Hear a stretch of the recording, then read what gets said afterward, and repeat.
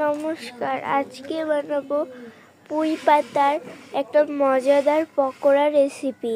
এর জন্য নিয়ে নেব পুঁই পাতা। এবার এগুলোকে কেটে ধুয়ে নিয়ে নিতে হবে কুচি করে। এবার এর মধ্যে দিয়ে দেব জিরা,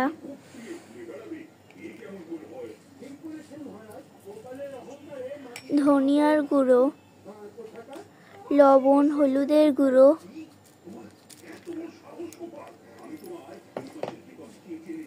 কুমড়ার বিচি,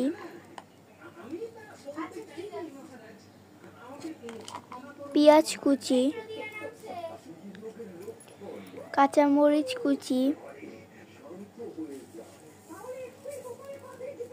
আটা, চিনি,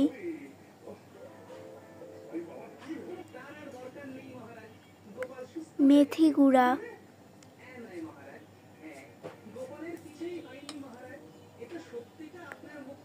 ডাল পেস্ট,